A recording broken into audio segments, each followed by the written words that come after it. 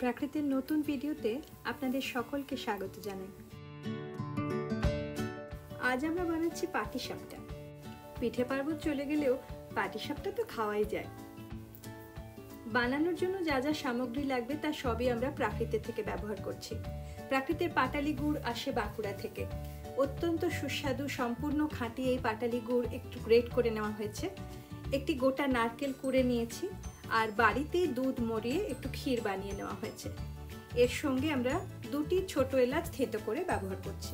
সমস্ত উপকরণ কড়াইতে দিয়ে একসঙ্গে নেড়ে আমরা প্রথমে পাটিসাপটার পুর বানিয়ে নেব। ক্ষীর, গুড় আর নারকেল ক্রমশ নিজেদের মধ্যে বন্ধুত্ব করে নেবে, তাদের রং পাল্টাতে থাকবে আর দেখবেন আপনার রান্নাঘর সুন্দর গন্ধে ভরে উঠবে। ছোট এলাচ দুটি থেতো করে দিয়ে দেবেন, আমাদের পুর তৈরি। পাটিসাপটার ব্যাটারটা কিন্তু আমরা দুধে গুলবো আর এর মধ্যে আমরা যোগ করব পূর্ব মেদিনীপুরের ভূমি জৈবজ ভান্ডারের তৈরি করা সুগন্ধি জামিনী চালের গুঁড়ো। ব্যাটারটা কিন্তু এরকমই পাতলা রাখতে হবে। লাগবে সামান্য একটু ঘি। পাটিসাপটা তৈরির জন্য এই সমস্ত উপকরণ কিন্তু আপনারা আমাদের প্রাকৃতিক বিপণীতে পাবেন। এবার তাওয়া গরম করে সামান্য একটু ঘি দিয়ে পাটিসাপটাগুলি তৈরি করে নেবার পালা।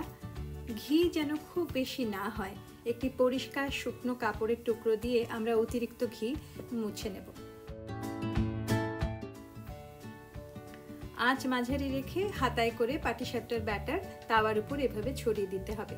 খেয়াল রাখতে হবে মাঝখানে যেন কোনো ফাঁক না থেকে যায়।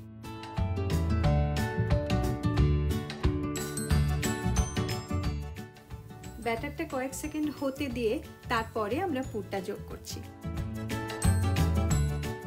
পাটিসাপটা তৈরি হতে কিন্তু খুব বেশি সময় লাগে না। একটু রং ধরতে শুরু করলেই সাবধানে খুন্তি দিয়ে ভাঁজ করে নিয়ে ধীরে ধীরে তাওয়া থেকে তুলে ফেলার পালা। বন্ধুরা, যতক্ষণ আমাদের এই পাটিসাপটাগুলো তৈরি হচ্ছে, আমাদের চ্যানেলটা চট করে একটু সাবস্ক্রাইব করে দেবেন। আর আমাদের ভিডিওগুলো ভালো লাগলে লাইক করবেন আর শেয়ার করবেন সকলের সঙ্গে। আর প্রাকৃতিক সামগ্রী ব্যবহার করে এ ধরনের রান্না করে দেখুন, আপনাদের ছোটবেলার স্বাদ মনে পড়বে। গরম গরম ধোঁয়া ওঠা এক থালা পাটিসাপটা কিন্তু আমাদের রেডি হয়ে গেছে।